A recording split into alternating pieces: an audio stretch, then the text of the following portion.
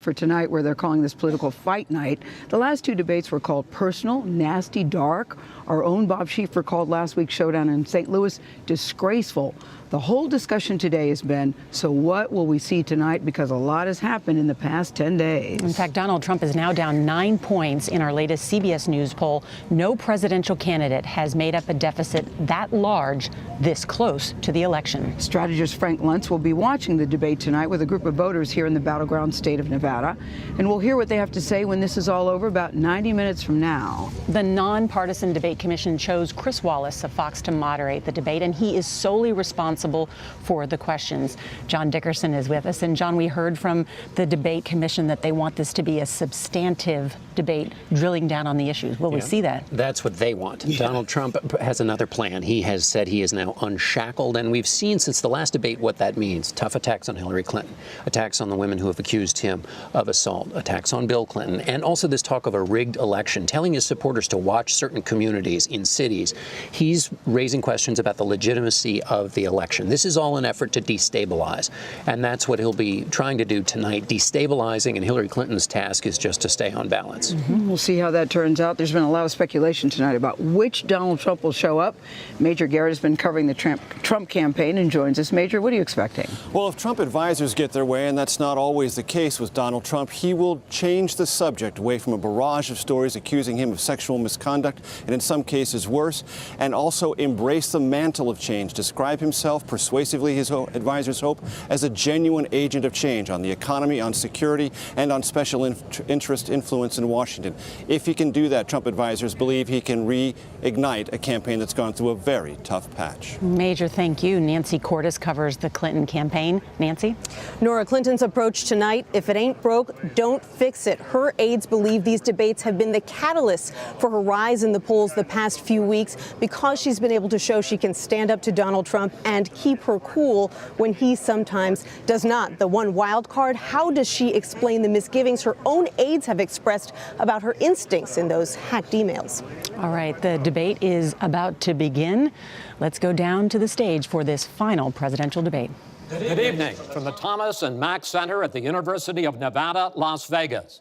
I'm Chris Wallace of Fox News, and I welcome you to the third and final of the 2016 presidential debates between Secretary of State Hillary Clinton and Donald J. Trump. This debate is sponsored by the Commission on Presidential Debates. The commission has designed the format, 6 roughly 15-minute segments with 2-minute answers to the first question, then open discussion for the rest of each segment. Both campaigns have agreed to those rules.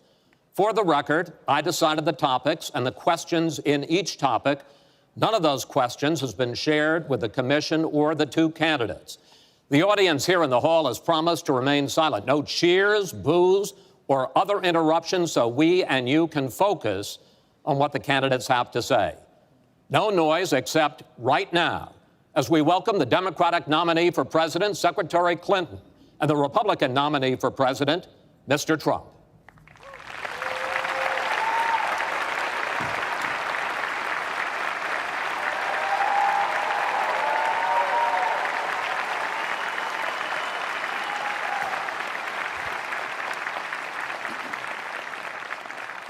Secretary Clinton, Mr. Trump, welcome. Let's get right to it. The first topic is the Supreme Court.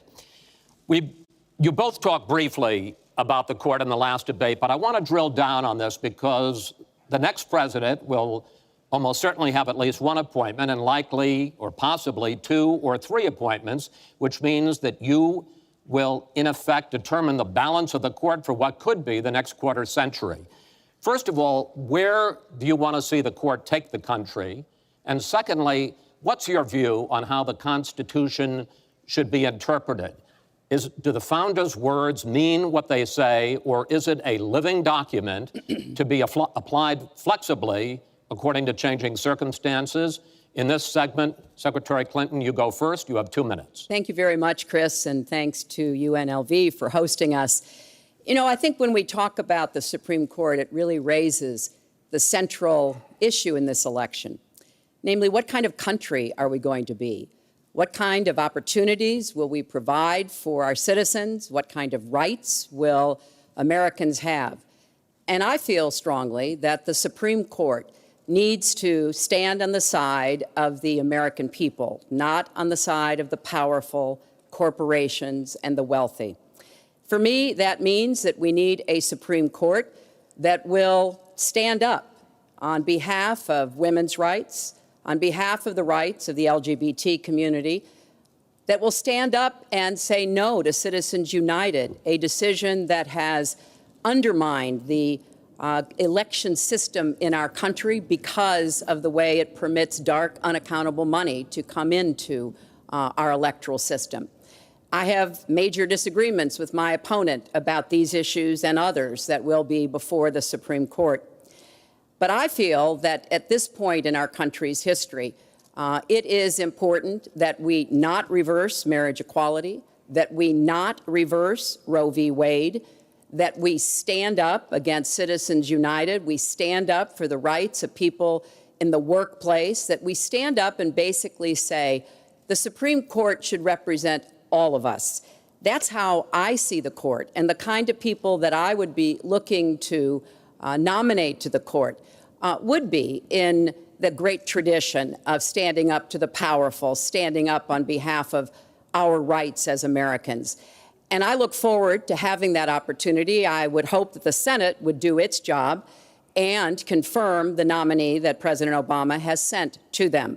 That's the way the Constitution fundamentally should operate. The president nominates, and then the Senate advises and consents or not, but they go forward with the process. Secretary Clinton, thank you. Mr. Trump, same question. Where do you want to see the court take the country, and how do you believe the Constitution should be interpreted? Well, first of all, it's great to be with you, and thank you, everybody. The Supreme Court, it's what it's all about. Our country is it's just so imperative that we have the right justices. Something happened recently where Justice Ginsburg made some very, very inappropriate statements toward me and toward a tremendous number of people, many, many millions of people that I represent. And she was forced to apologize, and apologize she did. But these were statements that should never, ever have been made. We need a Supreme Court that, in my opinion, is going to uphold the Second Amendment and all amendments, but the Second Amendment, which is under absolute siege. I believe if my opponent should win this race, which I truly don't think will happen, we will have a Second Amendment which will be a very, very small replica of what it is right now. But I feel that it's absolutely important that we uphold because of the fact that it is under such trauma. I feel that the justices that I am going to appoint, and I've named 20 of them, the justices that I'm going to appoint will be pro-life. They will have a conservative bent. They will be protecting the Second Amendment. They are great scholars in all cases, and they're people of tremendous respect. They will interpret the Constitution the way the founders wanted it interpreted, and I believe that's very, very important. I don't think we should have justices appointed that decide what they want to hear. It's all about the Constitution and so important, the Constitution the way it was meant to be. And those are the people that I will appoint. Mr. Trump, thank you. We now have about 10 minutes for an open discussion. I want to focus on two issues that, in fact, by the justices that you name, could end up changing the existing law of the land. First is one that you mentioned, Mr. Trump, and that is guns. Secretary Clinton, you said last year, and let me quote, the Supreme Court is wrong on the Second Amendment. And now, in fact, in the 2008 Heller case, the court ruled that there is a constitutional right to bear arms, but a right that is reasonably limited. Those were the words of the judge, Antonin Scalia, who wrote the decision. What's wrong with that? Well, first of all, I support the Second Amendment. I lived in Arkansas for 18 wonderful years. I represented upstate New York. I understand and respect the tradition of gun ownership. It goes back to the founding of our country. But I also believe that there can be and must be reasonable regulation. Because I support the Second Amendment doesn't mean that I want people who shouldn't have guns to be able to threaten you, kill you or members of your family. And so when I think about what we need to do, we have 33,000 people a year who die from guns. I think we need comprehensive background checks, need to close the online loophole, close the gun show loophole. There's other matters that I think are sensible, that are the kind of reforms that would make a difference, that are not in any way conflicting with the Second Amendment. You mentioned the Heller decision, and what I was saying that you referenced, Chris, was that I disagreed with the way the court applied the Second Amendment in that case, because what the District of Columbia was trying to do was to protect toddlers from guns. And so they wanted people with guns to safely store them. And the court didn't accept that reasonable regulation, but they've accepted many others. So I see no conflict between saving people's lives and defending the Second Amendment. Let me bring Mr. Trump in here. The Bipartisan Open Debate Coalition got millions of votes on questions to ask here, and this was, in fact, one of the top questions that they got. How will you ensure the Second Amendment is protected? You just heard Secretary Clinton's answer. Does she persuade you that while you may disagree on regulation, that in fact she supports a Second Amendment right to bear arms? Well, the D.C. versus Heller decision was very strongly, and she was extremely angry about it. I watched. I mean, she was very, very angry when upheld. And Justice Scalia was so involved, and it was a well-crafted decision. But Hillary was extremely upset, extremely angry, and people that believe in the Second Amendment and believe in it very strongly were very upset with what she had to say. Well, let me bring in Secretary Clinton. Were you extremely upset? Well, I was upset because, unfortunately, dozens of toddlers injure themselves, even kill people with guns, because, unfortunately, not everyone who has loaded guns in their homes takes appropriate precautions. But there's no doubt that I respect the Second Amendment, that I also believe there's an individual right to bear arms. That is not in conflict with sensible, common sense regulation. And, you know, look, I understand that Donald's been strongly supported by the NRA. The gun lobby's on his side. They're running millions of dollars of ads against me. And I regret that, because what I would like to see is for people to come together and say, of course, we're going to protect and defend the Second Amendment, but we're going to do it in a way that tries to save some of these 33,000 lives that we lose every year. Let me bring Mr. Trump back into that, because, in fact, you oppose any limits on assault weapons, any limits on high-capacity magazines. You support a national right to carry law. Why, sir? Well, let me just tell you, before we go any further, in Chicago, which has the toughest gun laws in the United States, probably you could say by far, they have more gun violence than any other city. So we have the toughest laws, and you have tremendous gun violence. I am a very strong supporter of the Second Amendment, and I don't know if Hillary was saying it in a sarcastic manner, but I'm very proud to have the endorsement of the NRA, and it's the earliest endorsement they've ever given to anybody who ran for president. So I'm very honored by all of that. We are going to appoint justices. This is the best way to help the Second Amendment. We are going to appoint justices that will feel very strongly about the Second Amendment, that will not do damage to the Second Amendment. Well, let's pick up on another issue which divides you and the justices that whoever ends up winning this election appoints could have a dramatic effect there, and that's the issue of abortion. Right. Mr. Trump, you're pro-life, but I want to ask you specifically, do you want the court, including the justices that you will name, to overturn Roe v. Wade, which includes, in fact, states a woman's right to abortion? Well, if that would happen, because I am pro-life and I will be appointing pro-life judges, I would think that that will go back to the individual states. But I'm asking you specifically, would you like to... If they overturned it, it'll go back to the states. But what I'm asking you, sir, is do you want to see the court overturn? You just said you want to see the court protect the Second Amendment. Do you want to see the court overturn Roe v. Wade? Well, if we put another 2 or perhaps 3 justices on, that's really what's going to be, that will happen. And that'll happen automatically, in my opinion, because I am putting pro-life justices on the court. I will say this, it will go back to the states, and the states will then make a determination.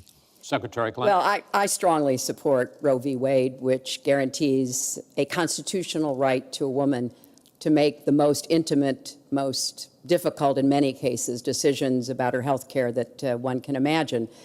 And in this case, it's not only about Roe v. Wade.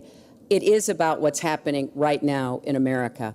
So many states are putting very stringent regulations on women that block them from exercising that choice, to the extent that they are defunding Planned Parenthood, which of course provides all kinds of cancer screenings and other benefits for women in our country. Donald has said he's in favor of defunding Planned Parenthood. He even supported shutting the government down to defund Planned Parenthood. I will defend Planned Parenthood. I will defend Roe v. Wade, and I will defend women's rights to make their own health care decisions. Secretary And we have come too far to have that turn back now. And indeed, he said women should be punished, that there should be some form of punishment for women who obtain abortions. And I could just not be more opposed to that kind of thinking. I'm going to give you a chance to respond, but I want to ask you, Secretary Clinton, I want to explore how far you believe the right to abortion goes. You have been quoted as saying that the fetus has no constitutional rights. You also voted against a ban on late-term partial birth abortions. Why? Because Roe v. Wade very clearly sets out that there can be regulations on abortion so long as the life and the health of the mother are taken into account. And when I voted as a senator, I did not think that that was the case. The kinds of cases that fall at the end of pregnancy are often the most heartbreaking, painful decisions for families to make. I have met with women who, toward the end of their pregnancy, get the worst news one could get, that their health is in jeopardy if they continue to carry to term, or that something terrible has happened or just been discovered about the pregnancy. I do not think the United States government should be stepping in and making those most personal of decisions. So you can regulate, if you are doing so, with the life and the health of the mother taken into account. Mr. Trump, your reaction, and particularly on this issue of late-term partial birth Well, abortion. I think it's terrible. If you go with what Hillary is saying, in the 9th month, you can take the baby and rip the baby out of the womb of the mother just prior to the birth of the baby. Now, you can say that that's okay, and Hillary can say that that's okay, but it's not okay with me. Because based on what she's saying and based on where she's going and where she's been, you can take the baby and rip the baby out of the womb in the 9th month on the final day. And that's not acceptable. Well, that is not what happens in these cases. And using that kind of scare rhetoric is just terribly unfortunate. You should meet with some of the women that I've met with, women I've known over the course of my life. This is one of the worst possible choices that any woman and her family has to make. And I do not believe the government should be making it. You know, I've had the great honor of traveling across the world on behalf of our country. I've been to countries where governments either forced women to have abortions like they used to do in China, or forced women to bear children like they used to do in Romania. And I can tell you the government has no business in the decisions that women make with their families in accordance with their faith, with medical advice, and I will stand up for that right. All right. But just briefly, I want to move on to another honestly, segment. Nobody has business doing what I just said, doing that as late as 1 or 2 or 3 or 4 days prior to birth. Nobody has that. All right. Let's move on to the subject of immigration. And there is almost no issue that separates the two of you more than the issue of immigration. Actually, there are a lot of issues that separate the two of you. Mr. Trump, you want to build a wall. Secretary Clinton, you have offered no specific plan for how you want to secure our southern border. Mr. Trump, you are calling for major deportations. Secretary Clinton, you say that within your first 100 days as president, you're going to offer a package that includes a pathway to citizenship. The question really is, why are you right and your opponent wrong? Mr. Trump, you go first in this segment. You have 2 minutes. Well, first of all, she wants to give amnesty, which is a disaster and very unfair to all of the people that are waiting in line for many, many years. We need strong borders. In the audience tonight, we have 4 mothers of I mean, these are unbelievable people that I've gotten to know over a period of years whose children have been killed, brutally killed by people that came into the country illegally.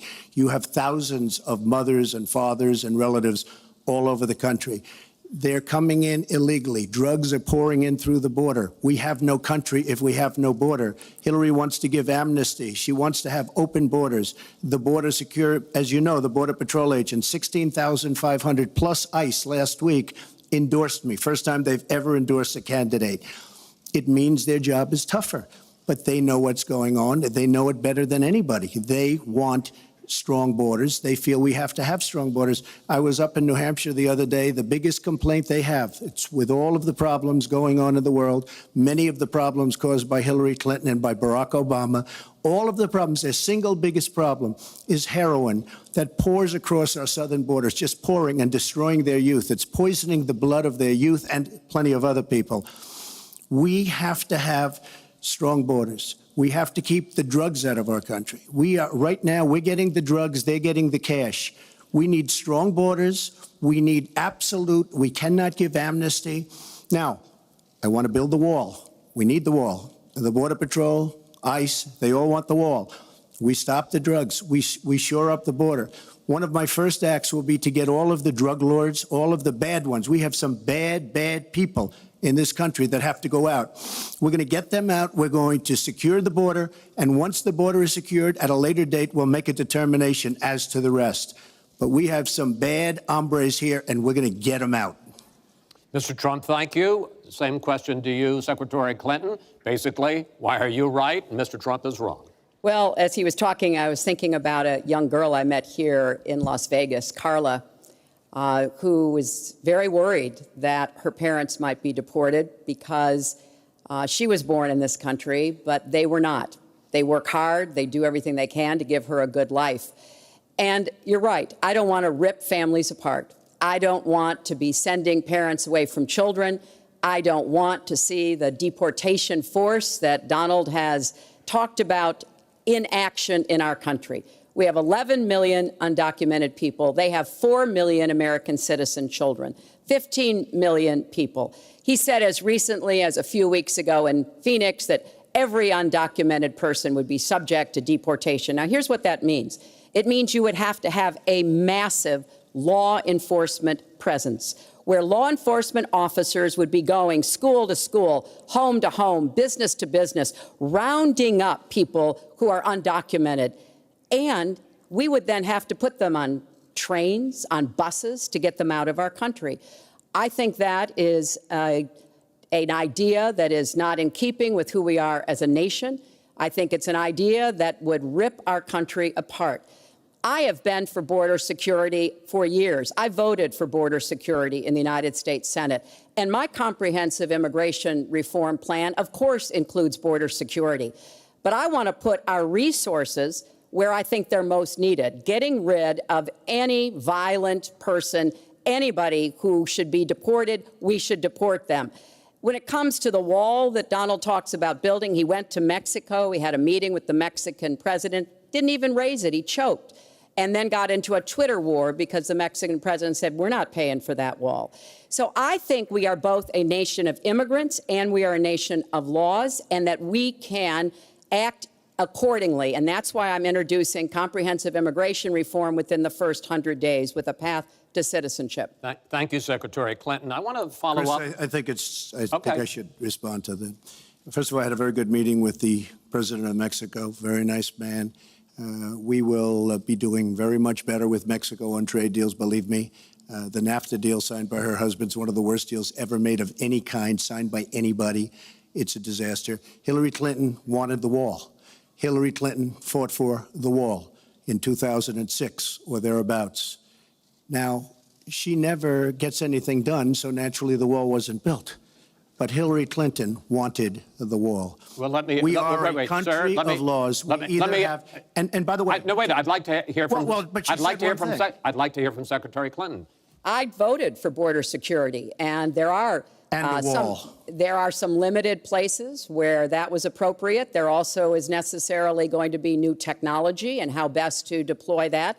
But it is clear when you look at what Donald has been proposing. He started his campaign bashing immigrants, calling Mexican immigrants rapists and criminals and drug dealers, that he has a very different view about what we should do to deal with immigrants. Now, what I am also arguing is that bringing undocumented immigrants out from the shadows, putting them into the formal economy will be good, because then employers can't exploit them and undercut Americans' wages. And Donald knows a lot about this. He used undocumented labor to build the Trump Tower. He underpaid undocumented workers, and when they complained, he basically said what a lot of employers do: you complain, I'll get you deported.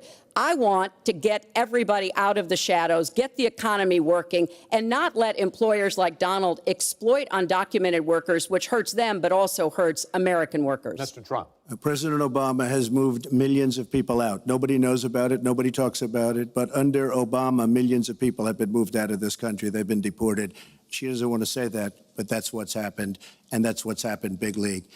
As far as moving these people out and moving, we either have a country or we don't. We're a country of laws. We either have a border or we don't. Now, you can come back in and you can become a citizen, but it's very unfair. We have millions of people that did it the right way. They're online, they're waiting.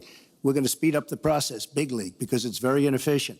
But they're online and they're waiting to become citizens. Very unfair that somebody runs across the border, becomes a citizen. Under her plan, you have open borders. You would have a disaster on trade, and you will have a disaster with your open borders. But what she doesn't say is that President Obama has deported millions and millions of people just the way Secretary it is. Clinton, I want to... We will not have open borders. Well, let me that is a rank mischaracterization. Secretary Clinton. We will have secure borders, but we will also have reform. And this used to be a bipartisan issue. Ronald Reagan was Secretary the last Clinton, president excuse to me, sign Secretary Clinton. immigration reform, and George W. Bush supported it as well. Secretary Clinton, I want to clear up your position on this issue, because in a speech you gave to a Brazilian bank for which you were paid $225,000, we've learned from the WikiLeaks that you said this, and I want to quote: "My dream is a hemispheric common market with open trade and open borders." So that's the question. That's the question. Please quiet, everybody.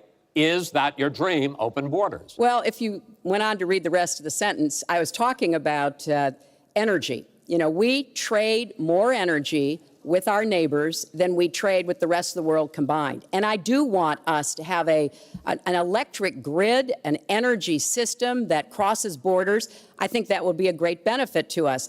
But you are very clearly quoting from WikiLeaks. And what's really important about WikiLeaks is that the Russian government has engaged in espionage against Americans. They have hacked American websites, American accounts of private people, of institutions. Then they have given that information to WikiLeaks for the purpose of putting it on the internet. This has come from the highest levels of the Russian government, clearly from Putin himself, in an effort, as 17 of our intelligence agencies have confirmed, to influence our election. So I actually think the most important question of this evening, Chris, is finally, will Donald Trump admit and condemn that the Russians are doing this, and make it clear that he will not have the help of Putin in this election, that he rejects Russian espionage against Americans, which he actually encouraged in the past. Those are the questions we need answered. We've never had anything like this happen in any of our elections before. That was a great pivot off the fact that she wants open borders, okay? How did we get on to Putin? Hold on. No. Hold on, folks, because this is going to end up getting out of control. Let's try to keep it quiet for the candidates and for the American people. Go ahead. Just to finish on the borders. Yes. She wants open borders. People are going to pour into our country. People are going to come in from Syria. She wants 550% more people than Barack Obama. And he has thousands and thousands of people. They have no idea where they come from. And you see, we are going to stop radical Islamic terrorism in this country. She won't even mention the words, and neither will President Obama.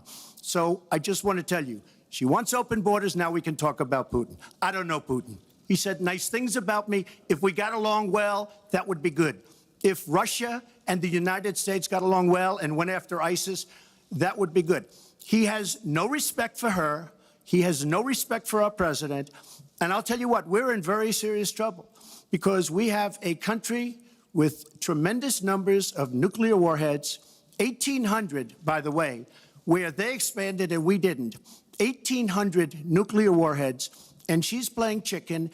Look, Putin, from everything I see, has no respect for this person. Well, that's because he'd rather have a puppet as president of the United States. No puppet. And it's pretty clear. You're the puppet. It's pretty clear you won't admit No, you're that the the puppet. Russians have engaged in cyber attacks against the United States of America, that you encouraged espionage against our people, that you are willing to spout the Putin line, sign up for his wish list, break up NATO, do whatever he wants to do, and that you continue to get help from him because he has a very clear favorite in this race. So I think that this is such an unprecedented situation. We've never had a foreign government trying to interfere in our election. We have 17 intelligence agencies, civilian and military, who have all concluded that these espionage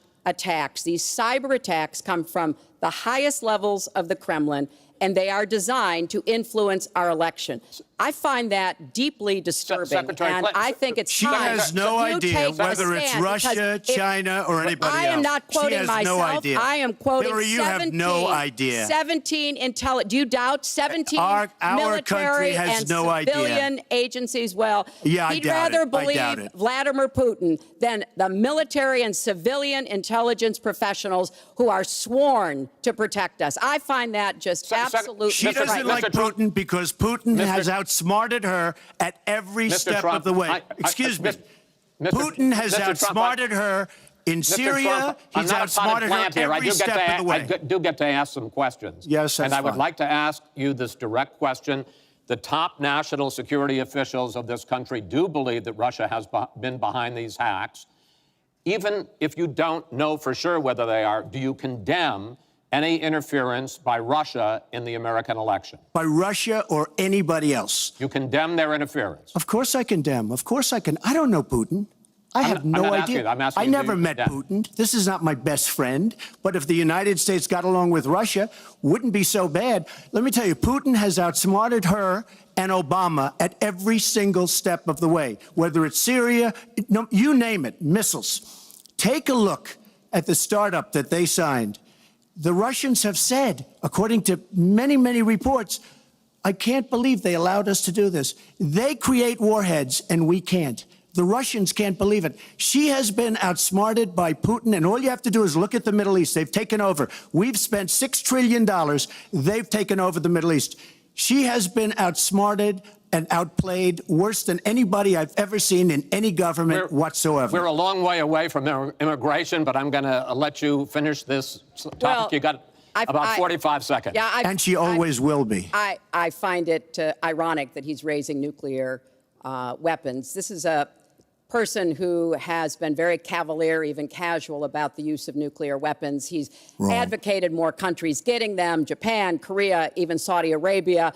He said, well, if we have them, why don't we use them, which I think is terrifying. But here's the deal. The bottom line on nuclear weapons is that when the president gives the order, it must be followed.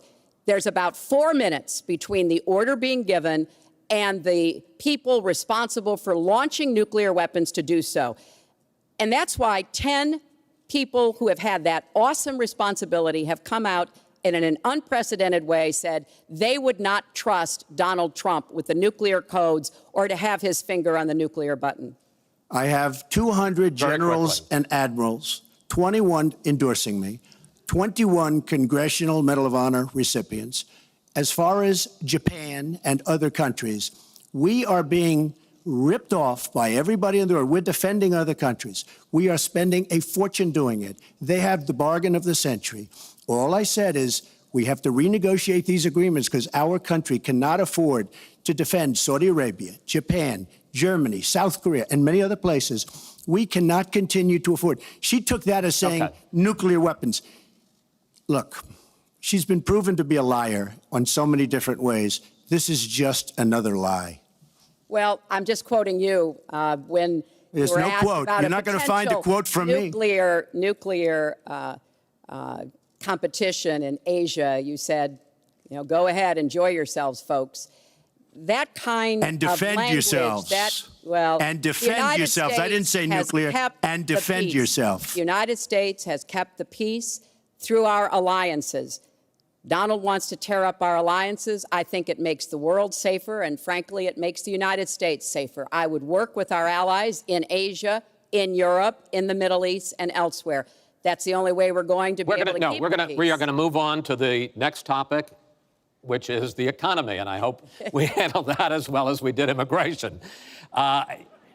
You also have very different ideas about how to get the economy growing faster. Secretary Clinton, in your plan, government plays a big role. You see more government spending, more entitlements, more tax credits, more tax penalties. Mr. Trump, you want to get government out with lower taxes and less regulation. Yes. We're going to drill down into this a little bit more, but in this overview, please explain to me why you believe that your plan will create more jobs and growth for this country and your opponent's plan will not. In this round, you go first, Secretary Clinton. Well, I think when the middle class thrives, America thrives. And so my plan is based on growing the economy, giving middle class families many more opportunities.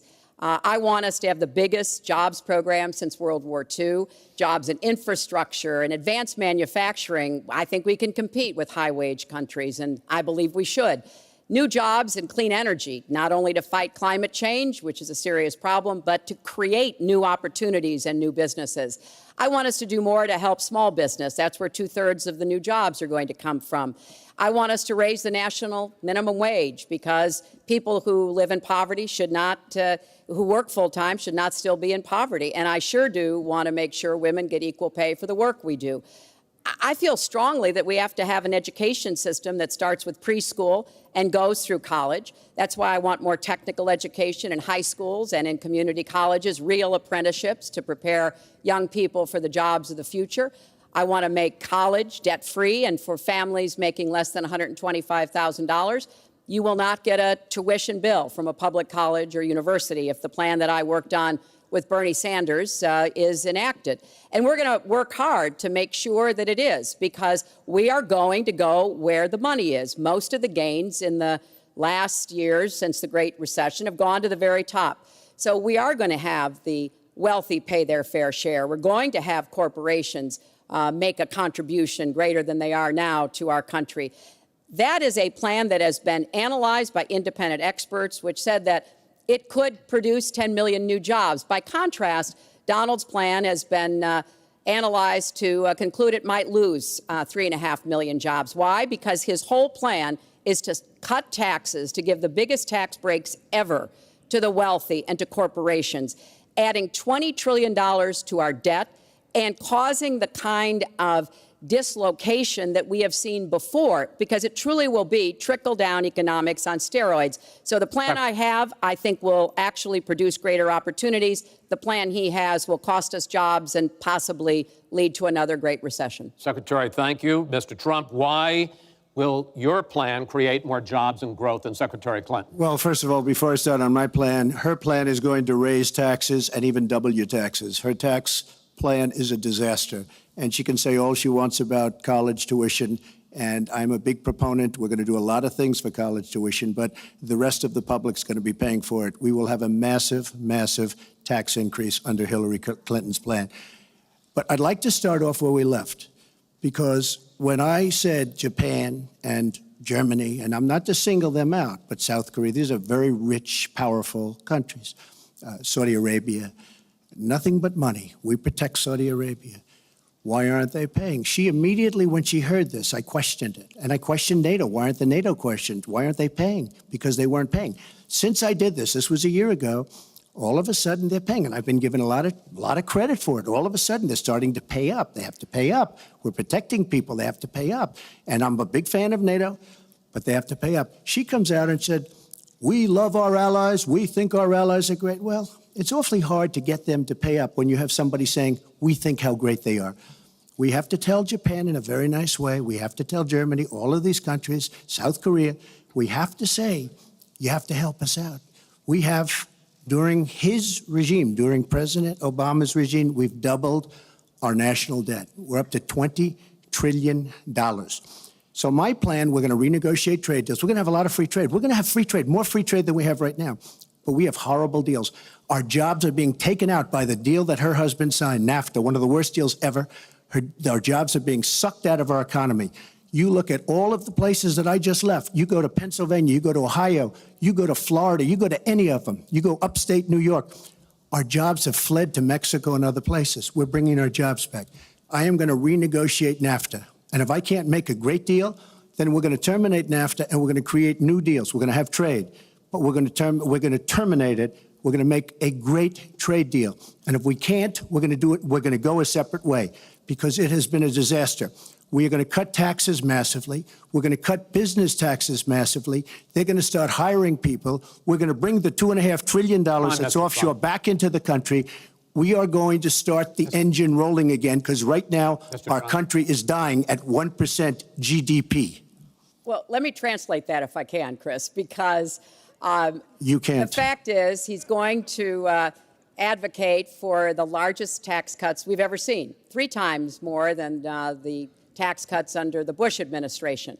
I have said repeatedly throughout this campaign, I will not raise taxes on anyone making $250,000 or less. I also will not add a penny to the debt. I have costed out what I'm going to do. He will, through his massive tax cuts, add $20 trillion to the debt. Well, he mentioned the debt. We know how to get control of the debt. When my husband was president, we went from a $300 billion deficit to a $200 billion surplus, and we were actually on the path to eliminating the national debt. When President Obama came into office, he inherited the worst economic disaster since the Great Depression. He has cut the deficit by 2/3. So, yes, one of the ways you go after the debt, one of the ways you create jobs is by investing in people. So I do have investments in new jobs, investments in education, skill training, and the opportunities for people to get ahead and stay ahead. That's the kind of approach that will work. Cutting taxes on the wealthy, we've tried that.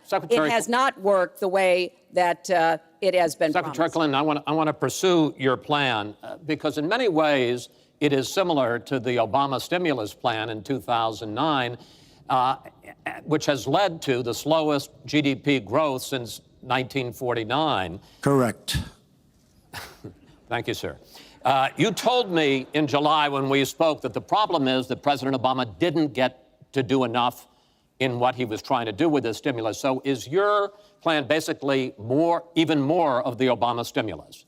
Well, it's a combination, Chris. And let me say that when you inherit the level of economic catastrophe that President Obama inherited, it was a real touch-and-go situation. I was in the Senate before I became Secretary of State. I've never seen people as physically distraught as the Bush administration team was because of what was happening to the economy. I personally believe that the steps that President Obama took saved the economy. He doesn't get the credit he deserves for taking some very hard positions. But it was a terrible recession. So now we've dug ourselves out of it. We're standing, but we're not yet running.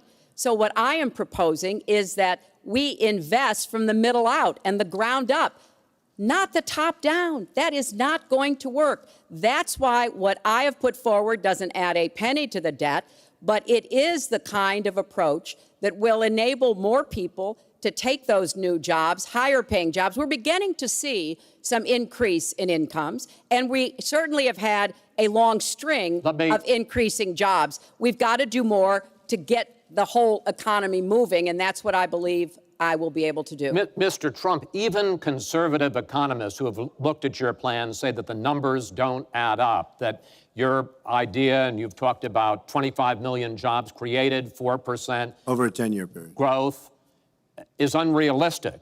And they say, you talk a lot about growing the energy industry, they say with oil prices as low as they are right now, that's unrealistic as well. Your response? So I just left some high representatives of India. they're growing at 8%. China is growing at 7%, and that for them is a catastrophically low number. We are growing. Our last report came out, and it's right around the 1% level, and I think it's going down. Last week, as you know, at the end of last week, they came out with an anemic jobs report, a terrible jobs report. In fact, I said, is that the last jobs report before the election? Because if it is, I should win easily. It was so bad. The report was so bad.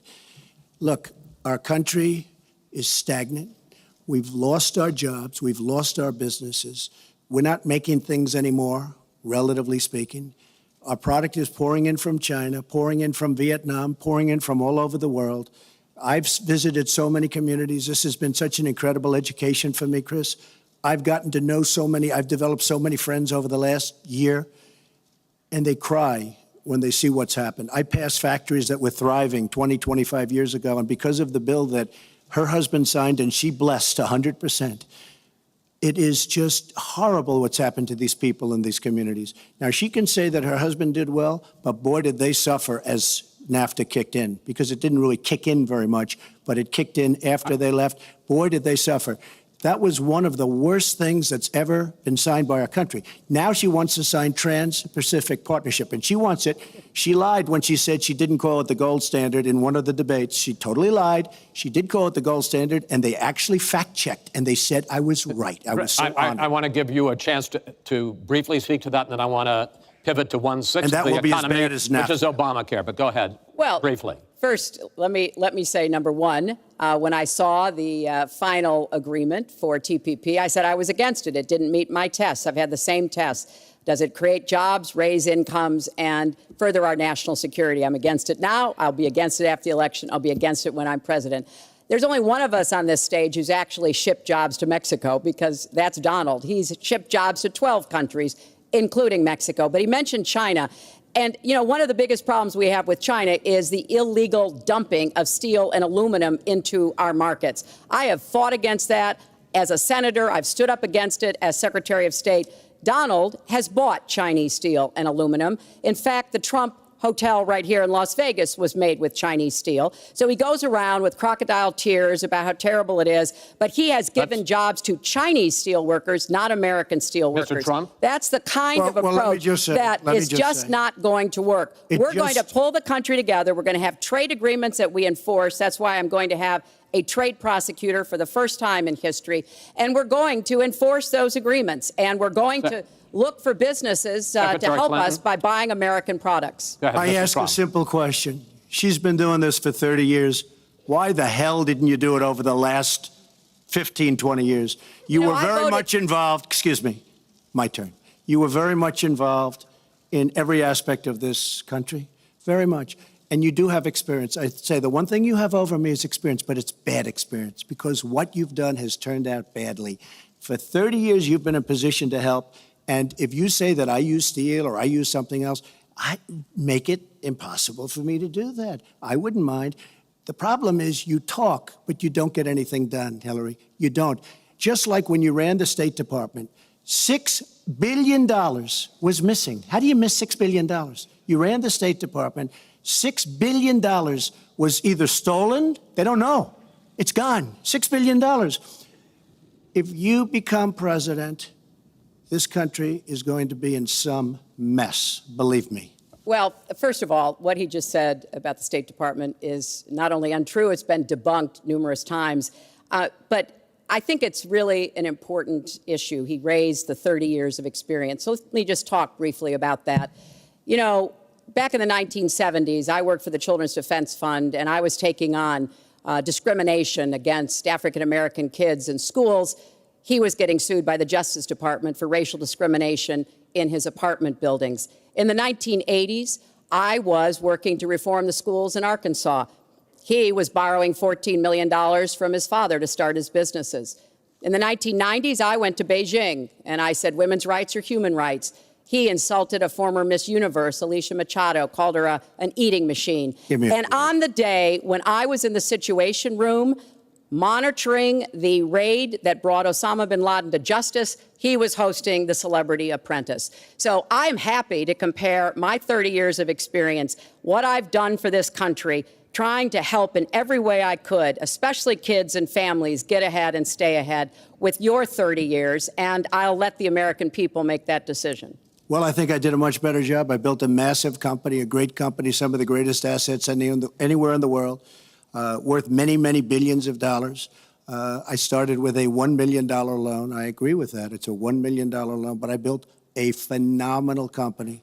And if we could run our country the way I've run my company, we would have a country that you would be so proud of. You would even be proud of it. And frankly, when you look at her real record, take a look at Syria, take a look at the migration, take a look at Libya, take a look at Iraq. She gave us ISIS because her and Obama created this huge vacuum. And a small group came out of that huge vacuum because we should have never been in Iraq, but once we were there, we should have never got out the way they wanted to get out. She gave us ISIS as sure as you are sitting there. And what happened is now ISIS is in 32 countries. And now I listen how she's going to get rid of ISIS. She's going to get rid of nobody. All right, we are going to get to foreign hotspots in a few moments, but the next segment is fitness to be president of the United States. Mr. Trump, at the last debate, you said your talk about grabbing women was just that, talk, and that you'd never actually done it. And since then, as we all know, 9 women have come forward and said that you either groped them or kissed them without their consent. Why would so many different women from so many different circumstances over so many different years, why would they all in this last couple of weeks make up, you deny this, why would they all make up these stories? And since this is a question for both of you, Secretary Clinton, Mr. Trump says what your husband did and that you defended was even worse. Mr. Trump, you go first here. Well, first of all, those stories have been largely debunked. Those people, I don't know those people. I have a feeling how they came. I believe it was her campaign that did it. Just like if you look at what came out today on the clips, where I was wondering what happened with my rally in Chicago and other rallies where we had such violence. She's the one in Obama that caused the violence. They hired people, they paid them $1,500, and they're on tape saying, be violent, cause fights, do bad things. I would say the only way, because those stories are all totally false, I have to say that. And I didn't even apologize to my wife, who's sitting right here, because I didn't do anything. I didn't know any of these women. I didn't see these women. These women, the woman on the plane, the woman, I think they want either fame or her campaign did it. And I think it's her campaign, because when I saw what they did, which is a criminal act, by the way, where they're telling people to go out and start fistfights and start violence. And I'll tell you what, in particular in Chicago, people were hurt and people could have been killed in that riot. And that was now all on tape, started by her. I believe, Chris, that she got these people to step forward. If it wasn't, they get their 10 minutes of fame. But they were all totally, it was all fiction. It was lies and it was fiction. Well, Secretary Clinton. At the last debate, we heard Donald talking about what he did to women. And after that, a number of women have come forward saying that's exactly what he did to them. Now, what was his response? Well, he held a number of big rallies where he said that he could not possibly have done those things to those women because they were not attractive enough for I did not them say to be that. assaulted. I did not say that. In fact, he went on to say... Her 2 minutes, sir, her 2 minutes. But did not say that. It's her 2 minutes. He went on to say, look at her. I don't think so. About another woman, he said, that wouldn't be my first choice. He attacked the woman reporter writing the story, called her disgusting, as he has called a number of women during this campaign. You know, Donald thinks belittling women makes him bigger. He goes after their dignity, their self-worth, and I don't think there is a woman anywhere who doesn't know what that feels like. So we now know what Donald thinks and what he says and how he acts toward women. That's who Donald is.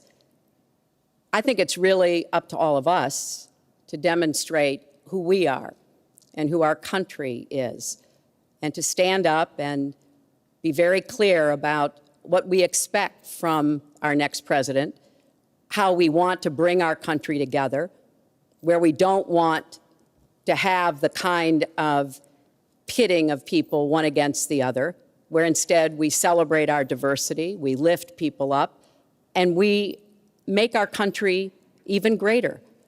America is great because America is good. And it really is up to all of us to make that true now and in the future, and particularly for our children and our grandchildren. Mr. Trump. Nobody has more respect for women than I do. Nobody. Nobody has more respect. Please, everybody. And frankly, those stories have been largely debunked. And I really want to just talk about something slightly different. She mentions this, which is all fiction, all fictionalized, probably or possibly started by her and her very sleazy campaign. But I will tell you, what isn't fictionalized are her emails, where she destroyed 33,000 emails criminally, after getting a subpoena from the United States Congress. What happened to the FBI? I don't know. We have a great general, 4-star general, today, you read it in all the papers, going to potentially serve 5 years in jail for lying to the FBI. One lie. She's lied hundreds of times to the people, to Congress, and to the FBI. He's going to probably go to jail. This is a 4-star general, and she gets away with it, and she can run for the presidency of the United States. That's really what you should be talking about, not fiction, where somebody wants fame or where they come out of her crooked campaign. Secretary Clinton. Well, every time Donald is pushed on something which is obviously uncomfortable, like what these women are saying, he immediately goes to denying responsibility. And it's not just about women. He never apologizes or says he's sorry for anything. So we know what he has said and what he's done to women. But he also went after a disabled reporter, mocked and mimicked him on national television. He went after Mr. and Mrs. Khan, the parents of a young man who died serving our country, a Gold Star family because of their religion. He went after John McCain, a prisoner of war, said he prefers people who aren't captured. He went after a federal judge, born in Indiana, but who Donald said couldn't be trusted to try the fraud and racketeering case against Trump University because his parents were Mexican. So it's not one thing. This is a pattern of divisiveness, of a very dark and in many ways dangerous vision of our country, where he incites violence, where he applauds people who are pushing and pulling and punching at his rallies. That is not who America is. And I hope that as we move in the last weeks of this campaign, more and more people will understand what's at stake in this election. It really does come down to what kind of country we are going to have. So sad when she talks about violence at my rallies, and she caused the violence. It's on tape. The other things are false, but honestly, I'd love to talk about getting rid of ISIS, and I'd love to talk about other things. Okay. But those other charges, as she knows, are false. In this bucket about fitness to be president, there's been a lot of developments over the last 10 days since the last debate. I'd like to ask you about them. These are questions that the American people have. Secretary Clinton, during your 2009 Senate confirmation hearing, you promised to avoid even the appearance of a conflict of interest with your dealing with the Clinton Foundation while you were Secretary of State. But emails show that donors got special access to you. Those seeking grants for Haiti relief were considered separately from non-donors, and some of those donors got government contracts, taxpayer money.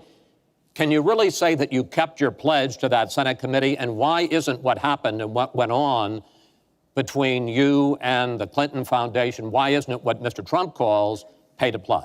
Well, everything I did as Secretary of State was in furtherance of our country's interests and our values. The State Department has said that. I think that's been proven. But I am happy. In fact, I'm thrilled to talk about the Clinton Foundation because it is a world-renowned charity.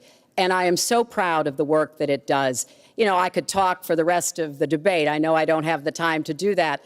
But just briefly, the Clinton Foundation made it possible for 11 million people around the world with HIV/AIDS to afford treatment, and that's about half of all the people in the world who are getting treatment.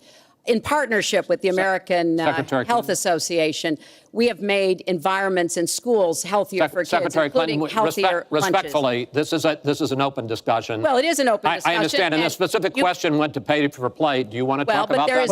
But there is no evidence. But there is a lot of evidence about the very good work and it's a criminal enterprise, that and the so many people know it. It's a criminal enterprise. Saudi Arabia giving $25 million, Qatar, all of these countries. You talk about women and women's rights. So these are people that push gays off buildings. These are people that kill women and treat women horribly, and yet you take their money. So I'd like to ask you right now, why don't you give back the money that you've taken from certain countries that treat certain groups of people so horribly? Why don't you give back the money? I think it would be a great gesture, because she takes a tremendous amount of money, and you take a look at the people of Haiti. I was at Little Haiti the other day in Florida, and I want to tell you, they hate the Clintons, because what's happened in Haiti with the Clinton Foundation is a disgrace. And you know it, and they know it, and everybody knows Secretary it. Clinton. Very quickly, we at the Clinton Foundation spend 90% of all the money that is donated on behalf of programs of people around the world and in our own country. I'm very proud of that. We have the highest rating from the watchdogs that follow foundations. And I'd be happy to compare what we do with the Trump Foundation, which took money from other people and bought a 6-foot portrait of Donald. I mean, who does that? It just was astonishing. But when it comes to Haiti, Haiti is the poorest country in our hemisphere. The earthquake and the hurricanes, it has devastated Haiti. Bill and I have been involved in trying to help Haiti for many years. The Clinton Foundation raised $30 million to help Haiti after the catastrophic earthquake and all of the terrible problems the people there had. We've done things to help small businesses, agriculture, and so much else. And we're going to keep working to help Haiti, because it's an important part of the American They don't want you to help them anymore. I'd like to mention one thing. Trump Foundation, small foundation. People contribute. I contribute. The money goes 100% goes to different charities, including a lot of military. I don't get anything. I don't buy boats. I don't buy planes. What happens is the money goes out. Wasn't some of the money used to settle your lawsuit, sir? No, it was. We put up the American flag, and that's it. They put up the American flag. We fought for the right in Palm Beach to put up the American flag. There was a penalty that was imposed by Palm Beach County, and the money came from your foundation. And by the way, the money yourself, went to Fisher House, where they build houses. The money that you're talking about went to Fisher House, where they build houses for veterans and disabled. I want to get into one last... But of course, there's no way we can know whether any of that is true, because he hasn't released his tax returns. He is the first candidate ever to run for president in the last 40-plus years who has not released his tax returns. So everything he says about charity or anything else, we can't prove it. You can look at our tax returns. We've got them all out there. But what is really troubling is that we learned in the last debate he has not paid a penny in federal income tax. And we were talking about immigrants a few minutes ago, Chris. You know, half of all immigrants, undocumented immigrants in our country, actually pay federal income tax. So we have undocumented immigrants in America who are paying more federal income tax than a billionaire. I find that let me just tell you very astonishing. Simply, we're entitled, because of the laws that people like her pass, to take massive amounts of depreciation and other charges, and we do it. And all of her donors, just about all of them, I know Buffett took hundreds of millions of dollars, George Soros, took hundreds of millions of dollars. Let me just explain. All of her donors, most of her donors have done the same thing as I do. Okay. And you know what you should have done? Folks, we heard and this. You know, Hillary, what you should have done? You should have changed the law when you were a United States Senator. If you don't like it. Because your donors and your special interests are doing the same thing as I do, except even more so. Well, you should have changed the law, but you won't change the law because you take in so much money. I mean, I sat in my apartment today on a very beautiful hotel down the street, known as Trump. Made with Chinese steel. But I will tell you, I sat there I sat there watching ad after ad after ad, false ad, all paid for by your friends on Wall Street that gave so much money because they know you're going to protect them. And frankly, you should have changed the laws. Trump, if you don't like what I did, you should have changed the laws. Mr. Trump, I want to ask you about one last question in this topic. You have been warning at rallies recently that this election is rigged and that Hillary Clinton is in the process of trying to steal it from you. Your running mate, Governor Pence, pledged on Sunday that he and you, his words, will absolutely accept the result of this election. Today, your daughter Ivanka said the same thing. I want to ask you here on the stage tonight, do you make the same commitment that you will absolutely, sir, that you will absolutely accept the result of this election? I will look at it at the time. I'm not looking at anything now. I'll look at it at the time. What I've seen is so bad. First of all, the media is so dishonest and so corrupt, and the pile-on is so amazing. The New York Times actually wrote an article about it that they don't even care.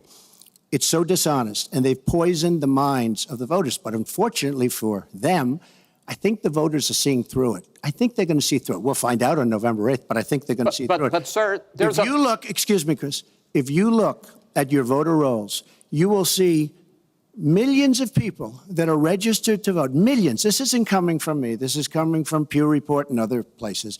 Millions of people that are registered to vote that shouldn't be registered to vote. So let me just give you one other thing. So I talk about the corrupt media. I talk about the millions of people. Tell you one other thing. She shouldn't be allowed to run. She's guilty of a very, very serious crime. She should not be allowed to run. And just in that respect, I say it's rigged because she should never have been allowed to run for the presidency based on what she did with emails and so many other things. But, sir, there is a tradition in this country. In fact, one of the prides of this country is the peaceful transition of power, and that no matter how hard fought a campaign is, that at the end of the campaign, that the loser concedes to the winner, not saying that you're necessarily going to be the loser or the winner, but that the loser concedes to the winner and that the country comes together in part for the good of the country. Are you saying you're not prepared now to commit to that principle? What I'm saying is that I will tell you at the time. I'll keep you in suspense. Well, okay? Chris, let me respond to that because that's horrifying. You know, every time Donald thinks things are not going in his direction, he claims whatever it is rigged against him. The FBI conducted a year-long investigation into my emails. They concluded there was no case. He said the FBI was rigged. He lost the Iowa caucus. He lost the Wisconsin primary. He said the Republican primary was rigged against him. Then Trump University gets sued for fraud and racketeering. He claims the court system and the federal judge is rigged against him.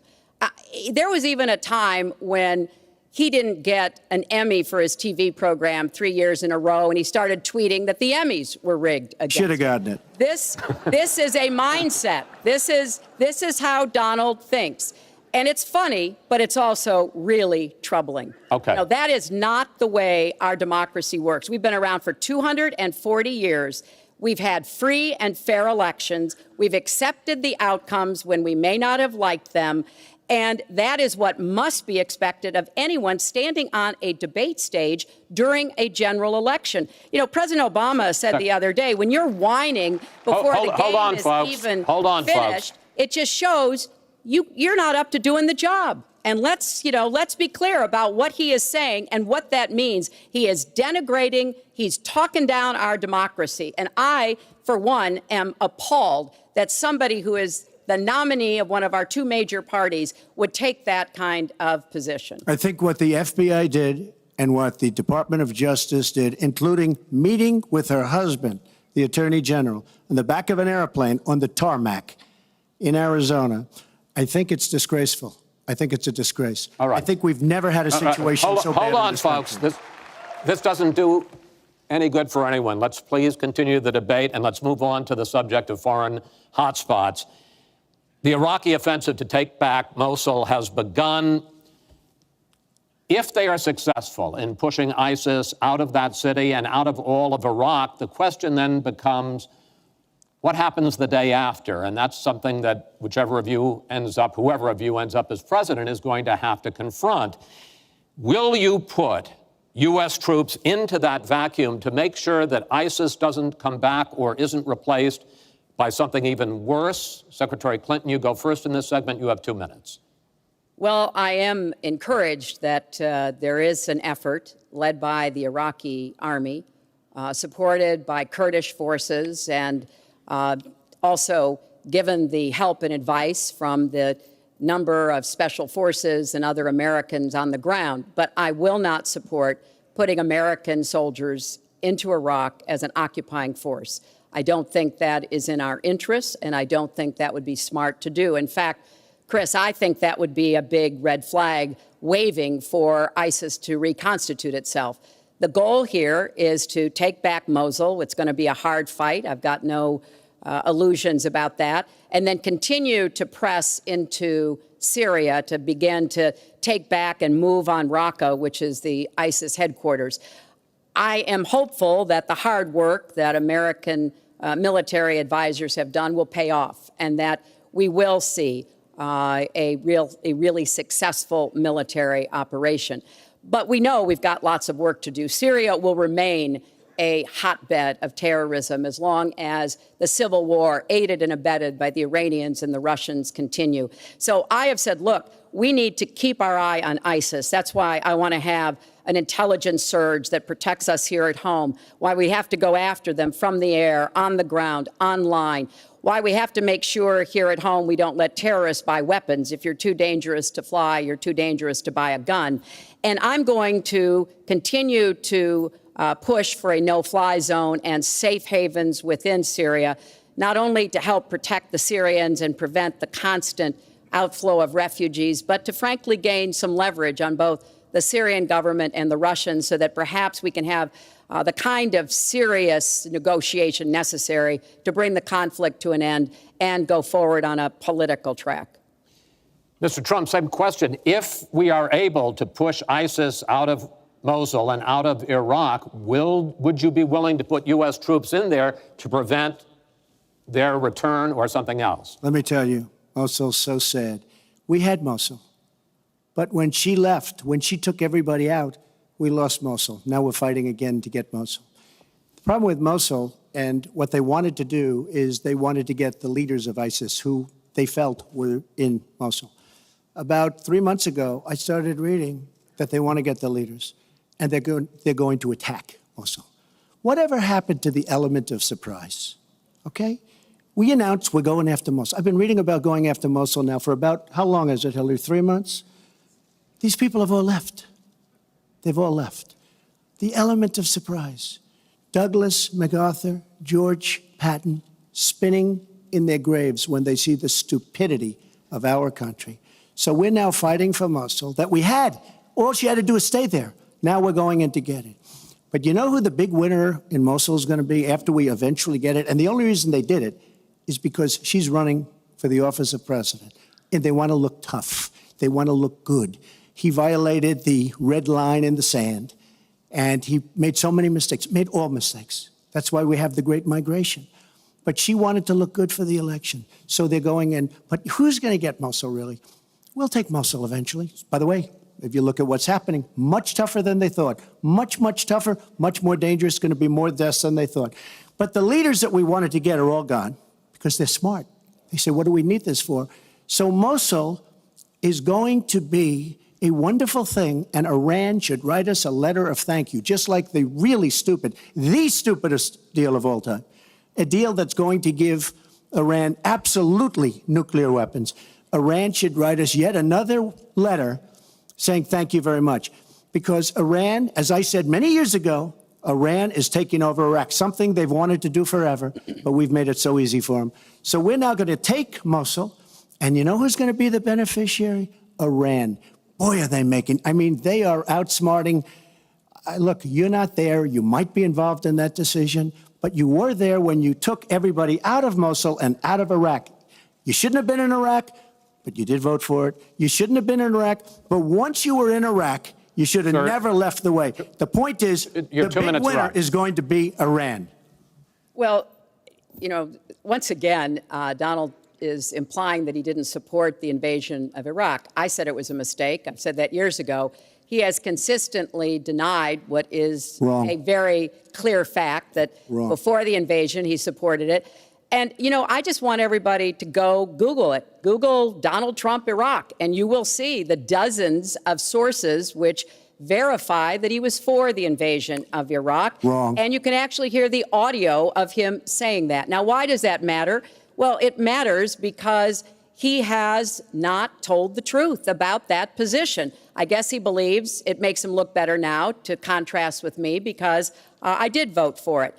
But what's really important here is to understand all the interplay. Mosul is a Sunni city. Mosul is on the border of Syria. And yes, we do need to go after Baghdadi, and just like we went after bin Laden while you were doing Celebrity Apprentice, and we brought him to justice. We need to go after the leadership, but we need to get rid of them, get rid of their fighters. They're estimated several thousand fighters in Mosul. They've been digging underground. They've been prepared to defend. It's going to be tough fighting, but I think we can take back Mosul, and then we can move on into Syria and take back Raqqa. This is what we have to do. I'm just amazed that he seems to think that the Iraqi government and our allies and everybody else launched the attack on Mosul to help me in this election. But that's how Donald thinks, you know. He always is looking for some Chris, we don't gain anything. He has all these Iran is taking over Iraq. Secretary Clinton. Iran is taking over Iraq. We don't gain Secretary Clinton. We would have gained if they did it by surprise. Wait. Secretary Clinton, it's an open discussion. Secretary. We would have gained if they did it by surprise. Secretary, please let Mr. Trump speak. He's unfit, and he proves it every time you he are talks. the one that's unfit. You know, WikiLeaks just actually came out. John Podesta said some horrible things about you, and boy, was he right. He said some beauties. And you know, Bernie Sanders, he said you have bad judgment. You do. And if you think that going into Mosul, after we let the world know we're going in, and all of the people that we really wanted, the leaders, they're all gone. If you think that was good, then you do. Now, John Podesta said you have terrible instincts. Bernie Sanders said you have bad judgment. I agree with both. Well, you should ask Bernie Sanders who he's supporting for president, and he has said, which is as a big he has mistake. campaigned for me around the country, you are the most dangerous person to run for president in the modern history of America. I think he's right. Let's turn to Aleppo. Mr. Trump, in the last debate, you were both asked about the situation in the Syrian city of Aleppo, and I want to follow up on that because you said several things in that debate which were not true, sir. You said that Aleppo has basically fallen.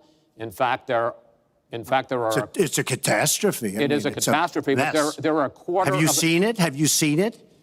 Sir, have you seen what's happened to Aleppo? If I might finish my question. Okay, so it hasn't fallen. Take a look at it. Well, there are 250,000 people still living there and being slaughtered. That's right. You also and said, they are being slaughtered because of bad decisions. If I may just finish here. And you also said that that Syria and Russia are busy fighting ISIS. In fact, they have been the ones who've been bombing and shelling eastern Aleppo, and they just announced a humanitarian pause, in effect admitting that they have been bombing and shelling Aleppo. Would you like to clear that up, sir? Well, Aleppo is a disaster. It's a humanitarian nightmare, but it has fallen from any standpoint. I mean, what do you need, a signed document? Take a look at Aleppo. It is so sad when you see what's happened. And a lot of this is because of Hillary Clinton, because what's happened is by fighting Assad, who turned out to be a lot tougher than she thought, and now she's going to say, oh, he loves Assad. He's just much tougher and much smarter than her and Obama. And everyone thought he was gone 2 years ago, 3 years ago. He aligned with Russia. He now also aligned with Iran, who we made very powerful. We gave them $150 billion back. We give them $1.7 billion in cash. I mean, cash, bundles of cash as big as this stage. We gave them $1.7 billion. Now, they have aligned. He has aligned with Russia and with Iran. They don't want ISIS, but they have other things because we're backing rebels. We don't know who the rebels are. We're giving them lots of money, lots of everything. We don't know who the rebels are. And when and if, and it's not going to happen because you have Russia and you have Iran now, but if they ever did overthrow Assad, you might end up with as bad as Assad is, and he's a bad guy, but you may very well end up with worse than Assad. If she did nothing, we'd be in much better shape. And this is what's caused the Great Migration, where she's taken in tens of thousands of Syrian refugees who probably, in many cases, not probably, who are definitely, in many cases, ISIS aligned. And we now have them in our country. And wait till you see, this is going to be the great Trojan horse. And wait till you see what happens in the coming years. Lots of luck, Hillary. Thanks a lot for doing a great job. Secretary Clinton, you have talked about, and in the last debate and again today, that you would impose a no-fly zone to try to protect the people of Aleppo and to stop the killing there. President Obama has refused to do that because he fears it's going to draw us closer or deeper into the conflict. And General Joseph Dunford, the chairman of the Joint Chiefs of Staff, says, you impose a no-fly zone, chances are you're going to get into a war, his words, with Syria and Russia. So the question I have is, if you impose a no-fly zone, first of all, how do you respond to their concerns? Secondly, if you impose a no-fly zone and a Russian plane violates that, does President Clinton shoot that plane down? Well, Chris, first of all, I think a no-fly zone could save lives and could hasten the end of the conflict. I am well aware of the really legitimate concerns that you have expressed from both the president and the general. This would not be done just on the first day. This would take a lot of negotiation. It would also take making it clear to the Russians and the Syrians that our purpose here was to provide safe zones on the ground. We've had millions of people leave Syria, and those millions of people inside Syria who've been dislocated. So I think we could strike a deal and make it very clear to the Russians and the Syrians that this was something that we believed was in the best interests of the people on the ground in Syria. It would help us with our fight against ISIS. But I want to respond to what Donald said about refugees. He's made these claims repeatedly. I am not going to let anyone into this country who is not vetted, who we do not have confidence in, but I am not going to slam the door on women and children. That picture of that little 4-year-old boy in Aleppo with the blood coming down his face while he sat in an ambulance is haunting. And so we are going to do very careful, thorough vetting. That does not solve our internal challenges with ISIS and our need to stop radicalization, to work with American Muslim communities who are on the front lines to identify and prevent attacks. In fact, the killer of the dozens of people at the nightclub in Orlando, the Pulse nightclub, was born in Queens, the same place Donald was born. So let's be clear about what the threat is and how we are best going to be able to meet it. And yes, some of that threat emanates from over in Syria and Iraq, and we've got to keep fighting, and I will defeat ISIS. And some of it is we have to up our game and be much smarter here Folks, at home. I want to get into our final segment. But I just have to, it's so quick. ridiculous what she will defeat ISIS. We should have never let ISIS happen in the first place. And right now they're in 32 countries. Okay. You should have never. Wait 1 second. They had a ceasefire 3 weeks ago. A ceasefire, United States, Russia, Syria. And during the ceasefire, Russia took over vast swatches of land. And then they said, we don't want the ceasefire anymore. We are so outplayed on missiles, on ceasefires. They are outplayed. Now, she wasn't there. I assume she had nothing to do with it. But our country is so outplayed by Putin and Assad and, by the way, and by Iran. Nobody can believe how stupid our leadership is. Mr. Trump, Secretary Clinton, no, we need to move on to our final segment, and that is the national debt, which has not been discussed until tonight. Our national debt as a share of the economy, our GDP, is now 77%. That's the highest since just after World War II. But the nonpartisan Committee for a Responsible Federal Budget says, Secretary Clinton, under your plan, debt would rise to 86% of GDP over the next 10 years. Mr. Trump, under your plan, they say it would rise to 105% of GDP over the next 10 years. Question is, why are both of you ignoring this problem?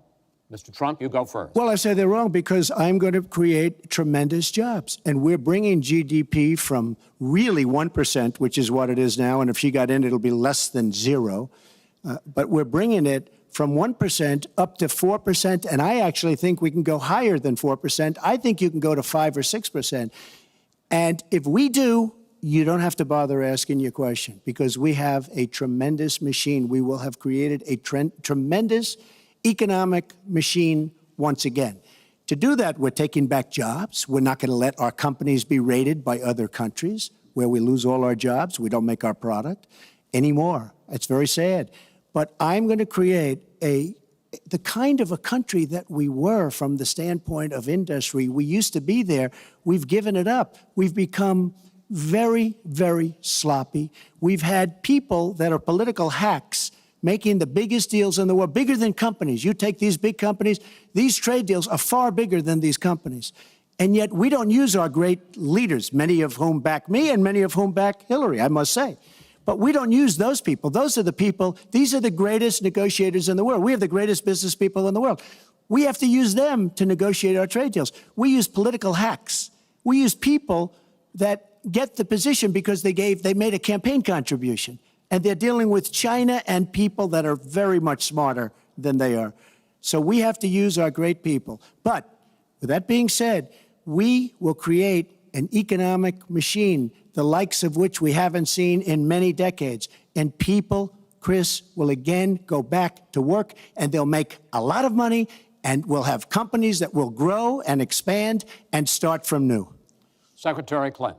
Well, first, when I hear Donald talk like that and know that his slogan is "Make America Great Again," I wonder when he thought America was great. And before he rushes and says, you know, before you and President Obama were there, I think it's important to recognize that he has been criticizing our government for decades. You know, back in 1987, he took out a $100,000 ad in the New York Times during the time when President Reagan was president and basically said exactly what he just said now, that we were the laughing stock of the world. He was criticizing President Reagan. This is the way Donald thinks about himself, puts himself into, you know, the middle and says, you know, I alone can fix it, as he said on the convention stage. But if you look at the debt, which is the issue you asked about, Chris, I pay for everything I'm proposing. I do not add a penny to the national debt. I take that very seriously because I do think it's one of the issues we've got to come to grips with. So when I talk about how we're going to pay for education, how we're going to invest in infrastructure, how we're going to get the cost of prescription drugs down, and a lot of the other issues that people talk to me about all the time, I've made it very clear we are going where the money is. We are going to ask the wealthy and corporations to pay their fair share. And there is no evidence whatsoever that that will slow down or diminish our growth. In fact, I think just the opposite. We'll have what economists call middle-out growth. We've got to get back to rebuilding the middle class, the families of America. That's where growth will come from. That's why I want to invest in you. I want to invest in your family. And I think that's the smartest way to grow the economy, to make the economy fairer. And we just have a big disagreement about this. It may be because of our experiences. You know, he started off with his dad as a millionaire. I started off with my dad as a small businessman. We've heard this before. I think it's, you know, it's a difference that affects how we see the world and what we want to do with the economy. Time. Thank you, Hillary. Could I just respond? Well, no. Because sir, I because did we're running out of disagree with time. Ronald Reagan very strongly on trade. I disagreed with him. We should have been much tougher on trade even then. I've been waiting for years. Nobody does it right. And frankly, now we're going to do it right. All right. The one last area I want to get into with you in this debate is the fact that the biggest driver of our debt is entitlements, which is 60% of all federal spending. Now, the Committee for Responsible Federal Budget has looked at both of your plans, and they say neither of you has a serious plan that is going to solve the fact that Medicare is going to run out of money in the 2020s, Social Security is going to run out of money in the 2030s, and at that time, recipients are going to take huge cuts in their benefits. So, in effect, the final question I want to ask you in this regard is, and let me start with you, Mr. Trump, would President Trump make a deal to save Medicare and Social Security that included both tax increases and benefit cuts, in effect, a grand bargain on entitlements? I'm cutting taxes. We're going to grow the economy. It's going to grow at a record rate. But that's not going to help on entitlements. It's going to totally help you. And one thing we have to do, repeal and replace the disaster known as Obamacare. It's destroying our country. It's destroying our businesses, our small business, and our big businesses. We have to repeal and replace Obamacare. You take a look at the kind of numbers that will cost us in the year 17. It is a disaster if we don't repeal and replace. Now, it's probably going to die of its own weight, but Obamacare has to go.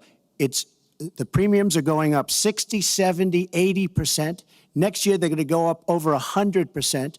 And I'm really glad that the premiums have started. At least the people see what's happening, because she wants to keep Obamacare and she wants to make it even worse. And it can't get any worse.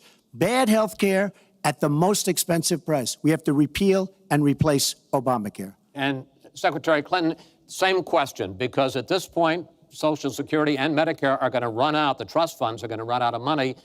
Will you, as president, will you consider a grand bargain, a deal that includes both tax increases and benefit cuts to try to save both programs? Well, Chris, I am on record as saying that we need to put more money into the Social Security Trust Fund. That's part of my commitment to raise taxes on the wealthy. My Social Security payroll contribution will go up, as will Donald's, assuming he can't figure out how to get out of it.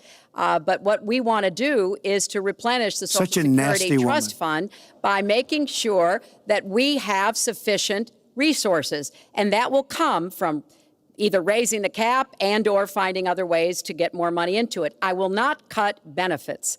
I want to enhance benefits for low-income workers and for women who have been disadvantaged by the current Social Security system. But what Donald is proposing with these massive tax cuts will result in a $20 trillion additional national debt. That will have dire consequences for Social Security and Medicare. And I'll say something about the Affordable Care Act, which he wants to repeal. The Affordable Care Act extended the solvency of the Medicare Trust Fund. So if he repeals it, our Medicare problem gets worse. What we need to do is go after the long-term health care drivers. We've got to get costs down, increase value, emphasize wellness. I have a plan for doing that, and I think that we will be able to get entitlement spending under control with more resources and smarter decisions. This is the final time, probably to both of your delight, that you're going to be on the stage together in this campaign. I would like to end it on a positive note. You had not agreed to closing statements, but it seems to me in a funny way that might make it more interesting because you haven't prepared closing statements. So I'd like you each to take it. We're going to put a clock up, a minute, as the final question in the final debate to tell the American people why they should elect you to be the next president. This is another new mini segment. Secretary Clinton, it's your turn to go first. Well, I would like to say to everyone watching tonight that I'm reaching out to all Americans, Democrats, Republicans, and independents, because we need everybody to help make our country what it should be, to grow the economy, to make it fairer, to make it work for everyone. We need your talents, your skills, your commitment, your energy, your ambition. You know, I've been privileged to see the presidency up close, and I know the awesome responsibility of protecting our country and the incredible opportunity of working to try to make life better for all of you. I have made the cause of children and families really my life's work. That's what my mission will be in the presidency. I will stand up for families against powerful interests, against corporations. I will do everything that I can to make sure that you have good jobs with rising incomes, that your kids have good educations from preschool through college. I hope you will give me a chance to serve as your president. Secretary Clinton, thank you. Mr. Trump? She's raising the money from the people she wants to control. It doesn't work that way. But when I started this campaign, I started it very strongly. It's called Make America Great Again. We're going to make America great. We have a depleted military. It has to be helped, has to be fixed. We have the greatest people on earth in our military. We don't take care of our veterans. We take care of illegal immigrants, people that come into the country illegally, better than we take care of our vets. That can't happen. Our policemen and women are disrespected. We need law and order, but we need justice too. Our inner cities are a disaster. You get shot walking to the store. They have no education. They have no jobs. I will do more for African Americans and Latinos than she can ever do in 10 lifetimes. All she's done is talk to the African Americans and to the Latinos. But they get the vote, and then they come back. They say, we'll see you in 4 years. We are going to make America strong again, and we are going to make America great again, and it has to start now. We cannot take 4 more years of Barack Obama, and that's what you get when you get her. Thank you both. Secretary Clinton, hold on just a moment, folks. Secretary Clinton, Mr. Trump, I want to thank you both for participating in all 3 of these debates. That brings to an end this year's debate sponsored by the Commission on Presidential Debates. We want to thank the University of Nevada, Las Vegas, and its students for having us. Now the decision is up to you. While millions have already voted, Election Day, November 8th, is just 20 days away. One thing everyone here can agree on: we hope you will go vote. It is one of the honors and obligations of living in this great country. Thank you, and good night.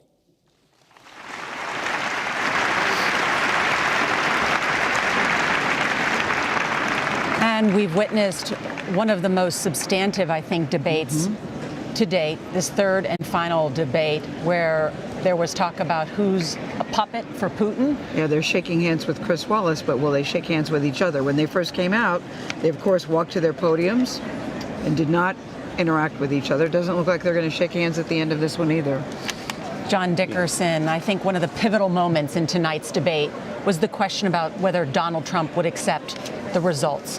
Yeah, Coming after his daughter Ivanka this morning said that her father would accept the results. And Mike Pence on Face the Nation on Sunday said we'll accept the results. Now, there's a difference, first of all, between accepting the results and no longer saying that the election is rigged. Because what's happening when you say the election is rigged is you're inciting your supporters to watch out for anywhere it might be rigged. And it's intimidating to those who are worried about being watched at the polling place, because there are going to be people out there who think that the vote is being rigged. But the central question here for Donald Trump's candidacy has always been, he is a change candidate and he's disrupting, and that's fantastic because there are a lot of people who want the system to get a punch in the nose, and he is punching the system in the nose. But change can go too far. And when you question something that is the pillar of American democracy, which is the peaceful transfer of power, and you do it perhaps for your own ends, that's going past just punching the system in the nose. That's punching the actual undergirding of the system and kicking its legs out from under it. And that's what worries people about this talk that, well, the election, with no real proof that there's illegitimacy, there may be shenanigans, but that's different than the actual vote being illegitimate. That's what worries people. And Hillary Clinton turned it into a character issue. She said, this is horrifying. And then she said, every time Donald thinks things are not going in his direction, he claims whatever it is rigged against him, and mentioned him not getting an Emmy for his TV program, Celebrity Apprentice. At which point he said, Nora, and I should have won for that. Yeah, well, that's her larger character claim, which is that this isn't just about this specific election. This is a sort of habit of mind for him. And so she's trying to raise questions. And she tried this also with his attacks on the women accusers, saying that this is a broader habit of his. And you know, he is, again, the change candidate. But as Jeb Bush used to say, Jeb Bush used to call him the chaos candidate. And that question for voters between change and chaos is the question of the Trump candidacy. Hillary Clinton had a very strong reaction, though, when he said that he wouldn't. He said, I'll let you know. I haven't decided yet. She said it's denigrating and taking down our democracy. And I like too, Nora, as you pointed out, she used the word that this was absolutely horrifying. There was an audible gasp in the room when he made that comment. Let's turn to the issue of Russia. It appeared to me that Hillary, many times throughout this debate, came ready with, you could call them canned lines or punches that she wanted to land, however you may see it. And one of them was on the topic of Russia, and she said that's because he'd rather have a puppet as a president, suggesting that Trump is Putin's puppet. That's right. And that was name calling, and he said, well, no, you're the puppet. The central question here is whether Donald Trump takes on board the evaluation of the U.S. intelligence, the folks who've been briefing him as well, and whether he believes that Russia is involved or kind of rushes to Russia's side. And again, he was being super reluctant to say anything negative about Russia, which is just quizzical. It's confusing. Well, Hillary Clinton's point was there are 17 different intelligence agencies that have blamed Russia for these hacks.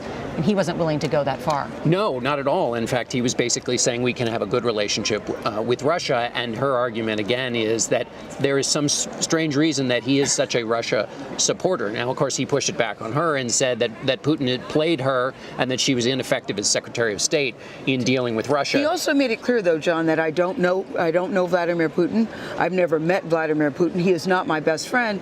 And then he says, but if Russia and the United States gets along and can take out ISIS, what's wrong with that? Yes. Well, we should also add in here that Marco Rubio, running in a tight race in Florida, said that nobody should be trying to take advantage of these WikiLeaks hacks, that this is, in fact, taking advantage of something the Russians are trying to do to destabilize the government. And he called on Donald Trump not to take advantage of them. Donald Trump is taking plenty good advantage of what's in those because they give you a window into the Clinton campaign. Let's see what some of the voters thought about this debate tonight. As we mentioned, Republican pollster Frank Luntz is with a group of voters right here in Las Vegas. They all watched the debate, and Frank has their reaction. Frank, what are they saying? Well, I want to follow up on what you guys talked about. How many of you had a problem with Donald Trump saying that he would not affirm the election results? Raise your hands. Our group was arguing over it. What's the issue? Why do you have a problem? I think because our country is built on a fair election, and when the results come in, yes, there can be evidence of voter fraud sometimes, but we have to trust that it's working the way it should and the results stand. Why did what Trump said bother you? Because it'll inspire disconnection from a lot of the population from the political process. There'll be more partisanship. It'll make it even worse. The divide will be even worse. John Kasich today said that believing that is the same thing as believing that we didn't land on the moon. The American way is whoever wins is the winner, the legitimate president. You don't legitimize the winner. You don't legitimize the president. We have to stand united with our president. Did that actually affect how you evaluated Trump's performance today? Yes or no?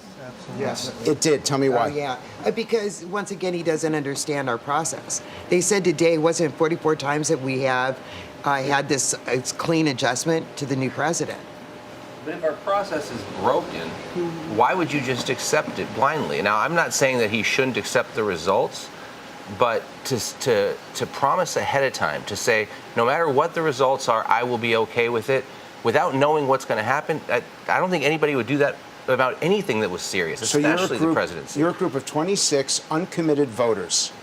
When you walked in here, 9 of you leaned towards Trump, 8 of you leaned towards Clinton, and 9 of you were truly undecided.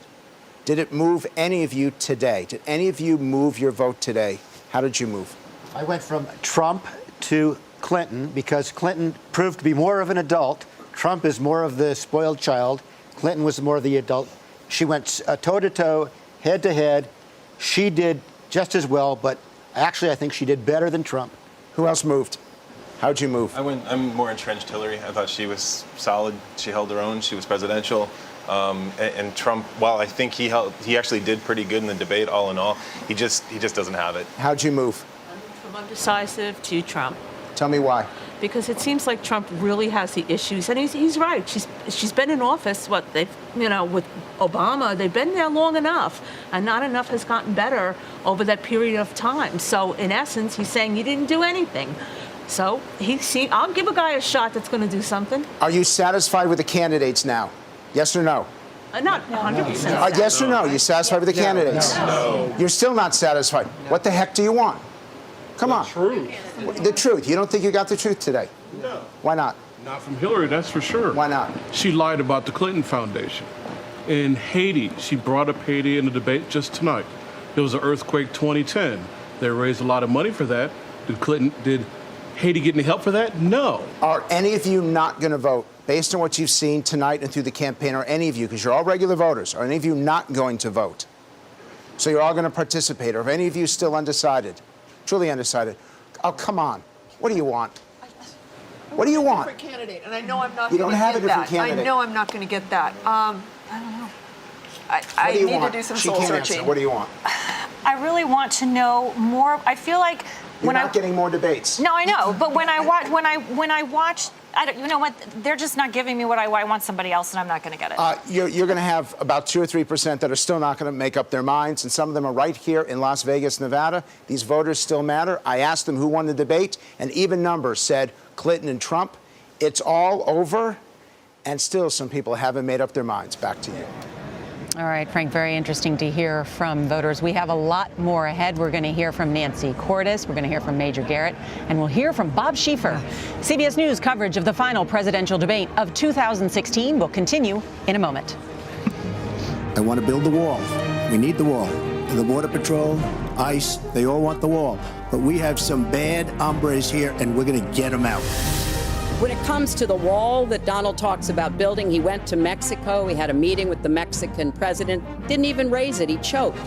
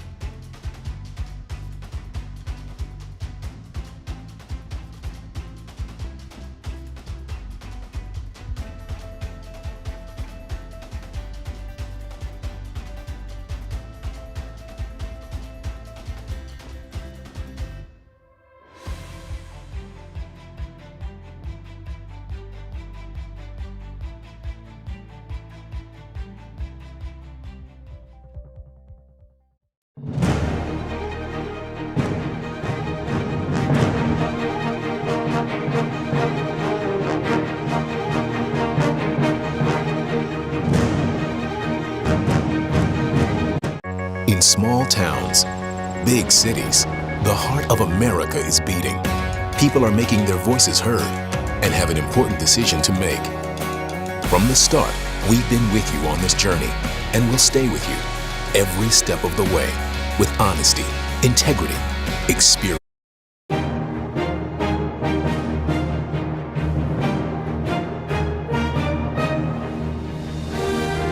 One of the biggest reactions in the room tonight was when Bill Clinton said, "No one has more respect for women than I do." That got a big reaction in the room this evening, and Hillary Clinton had plenty to say in response to that. Let's take a spin over to Spin Alley. Nancy Cordes is there. She covers the Clinton campaign. Nancy? Gail, the Clinton aides I've been speaking to say that there were two key moments in this debate from their perspective. The first was when Donald Trump refused to say whether he would accept the outcome of this election.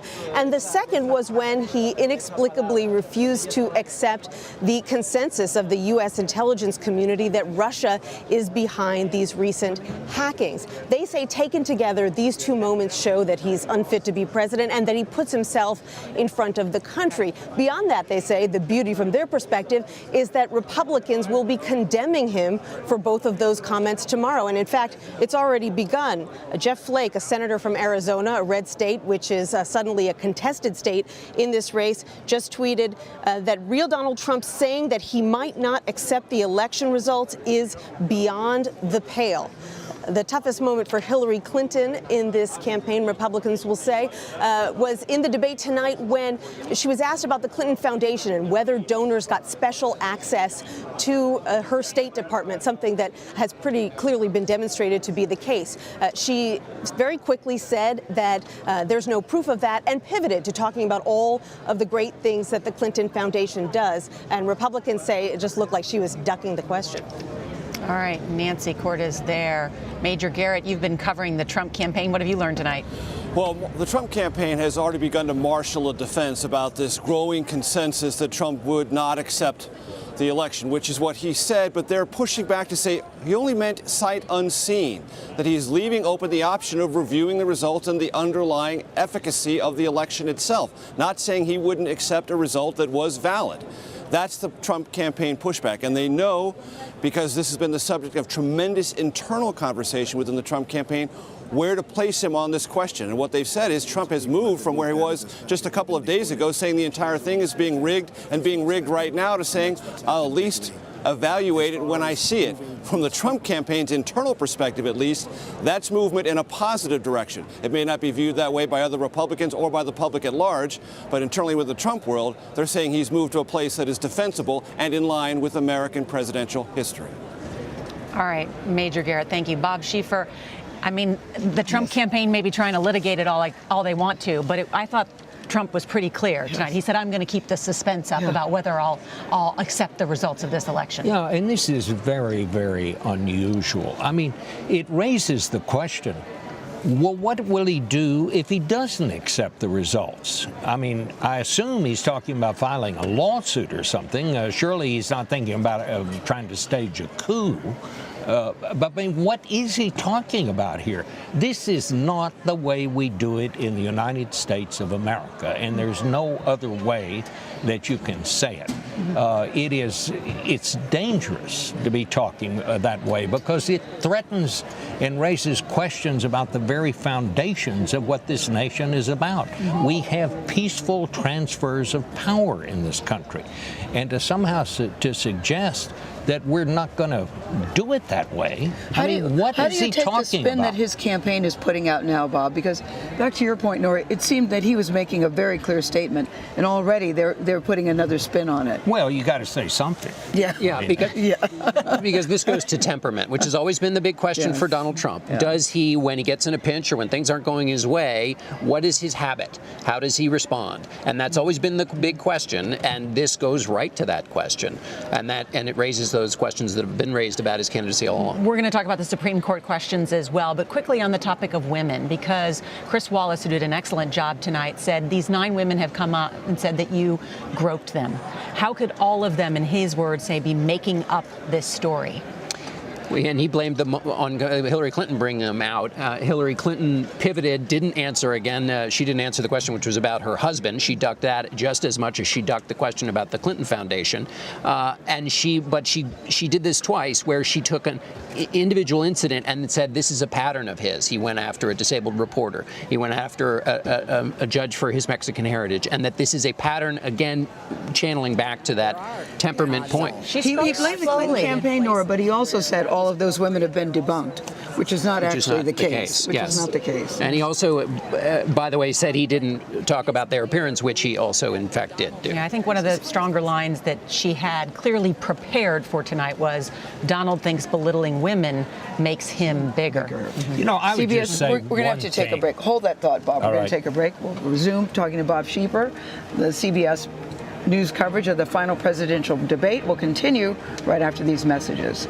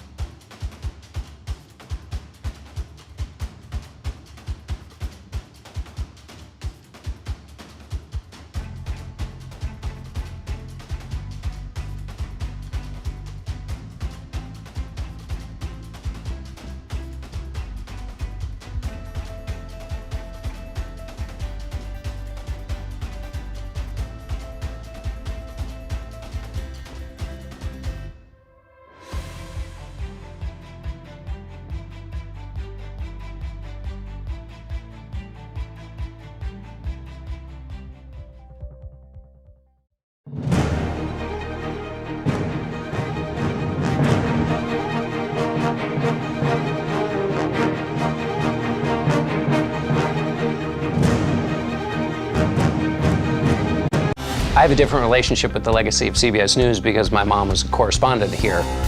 And the kind of news gathering that she was proud to have been a part of, that still gets talked about now. People talk about that legacy and try to fit what we do into that legacy.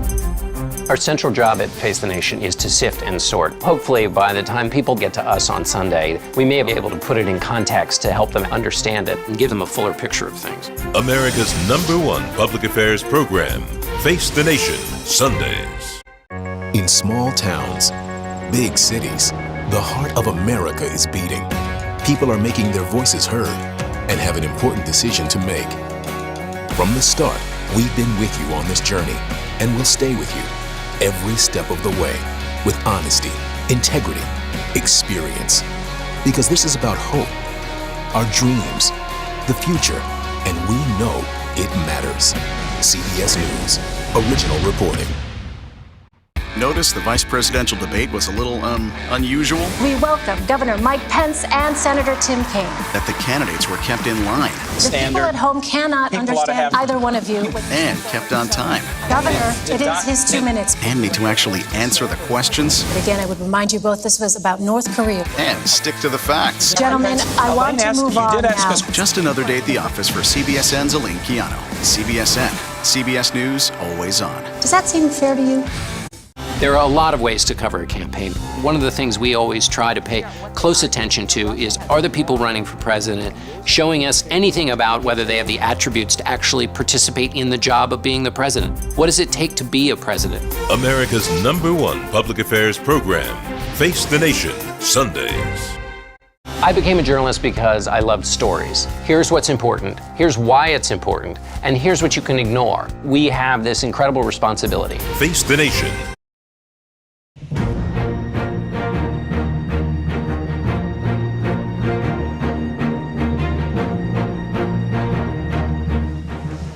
Hi, everyone. I'm Elaine Quijano, live from the spin room at the third and final presidential debate here at the University of Nevada in Las Vegas.